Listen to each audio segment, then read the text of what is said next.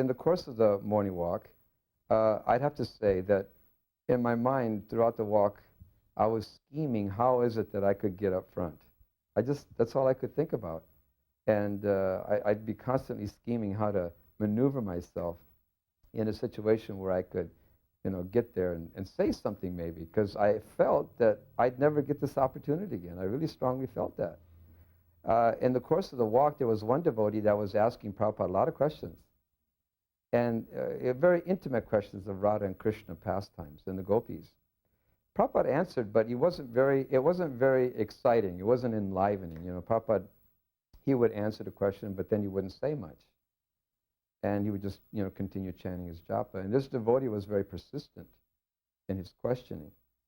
And Prabhupada was very nice. He didn't say, he didn't exhibit any, anger or anything of that nature. But it didn't seem like it was very exciting, like what I thought a morning walk was going to be like, very exciting and powerful and, a lot of nice Krishna conscious nectar, although that was nectar, but it just didn't seem like Srila Prabhupada was really absorbed in it.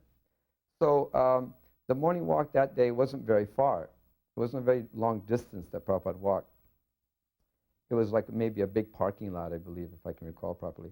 And we walked, and you got to the end of the park, and there was a row of trees there.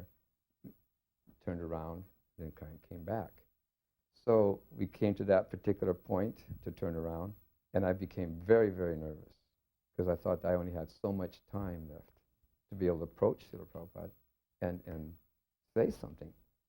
So throughout the whole walk back, as I was, scheming, how am I going to do this? I was trying to develop enough nerve and courage to get there. So finally, I just made up my mind. I thought, I got to do this. I cannot, hesitate. I'll never get this opportunity again. So I really built myself up, with courage and determination, and I zipped through all the sannyasis. It's a pretty good quantity of them. So I kind of zigzagged through the crowd, and of course, trying to get through the crowd, I had to exert a certain amount of energy. The excitement of doing that, the fear of offending Prabhupada, the fear of not saying anything that would be significant, that would even be, noticeable was all these emotions were in there, and so obviously when I ran through the crowd, I was so excited that practically, at the top of my voice, I would say, I yelled out, Srila Prabhupada! And it was so startling that Prabhupada just stopped, right in the middle of the, to speak there, and all the devotees just became, paralyzed. They didn't know what was going on. They thought it was some crazy thing or crazy guy. So everybody stopped, Prabhupada stopped, and he looked at me, and I just, out of complete anxiety, just started saying all kinds of stuff. Srila Prabhupada, we just want to please you. We're distributing books at O'Hare Airport, and then I started telling how many books are being distributed and how we're doing it. And, I just wanted to make sure I threw in everything. I didn't want to miss it. So I'd said everything I could say, and I just kept saying over and over, we just want to please you, Srila Prabhupada, and, this is for you, and, just all kinds of statistics of devotees doing books there. And Srila Prabhupada just, looked at me throughout the whole thing, and I'm sure it wasn't very long. I'm sure it was just a matter of seconds, but, it meant like minutes to me, and my throat became like really choked up. I couldn't talk anymore, and, my mouth became dry. I recall at one point that all I could hear was my heart, beating immensely. I mean, just fast, and God, I just more or less said everything, and then I was just finished. I just kind of like stood there before Srila Prabhupada. And Prabhupada said, he was very merciful, he was very kind, and he was very peaceful and calm because he could see I was very excited and, and Prabhupada was very calming, and he said, thank you very much. He said, thank you. And then what was really shocking at that particular point was Prabhupada in a very calm, demeanor, very, very wonderful, and just trying to encourage me. He turned around and looked at all the devotees that were on the morning walk. He just faced them, and he said, just see, this is my real devotee. And he was referring, of course, to book distribution. So that was very meaningful for me.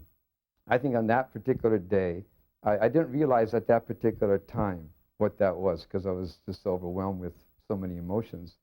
But I do recall that after the morning walk and going back and just trying to think about what actually happened there, it really it meant my life. That was my life after that, I felt this was an instruction from Srila Prabhupada.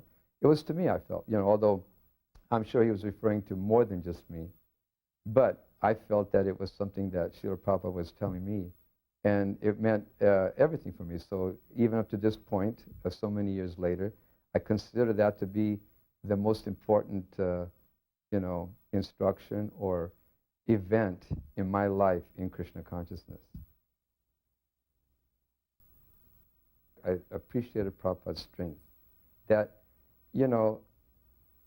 never giving up, fighting for Krishna. I think that one of my, fondest thoughts of Prabhupada is when the anti-cult movement was really prominent and it was really giving us a lot of, trouble. And Prabhupada, was in New York, and, his statement was that I wanted to, fight for Krishna with my last breath. So that to me was very, very, very significant and important. That strength that Prabhupada exhibited, that he never give up, no matter what the circumstances. And I felt that Prabhupada was a real, warrior. Prabhupada was a real warrior for Krishna. He would do anything for Krishna, whatever it took. He wouldn't be, it wouldn't be a setback. It didn't matter. It was all, and I think that strength was exhibited from the first time he came to America, before he came to America, how to get here, in Jaladutta, that strength, So most people would have turned back than going through in New York in the early days. And then, of course, he was such a great, he had so much strength that he had this vision of so many temples, so many devotees, and he would never give up, no matter what the circumstances. So, yeah, I personally appreciate Srila Prabhupada for his, undaunting devotion and strength, to the instruction of his spiritual master and, of course, to Krishna.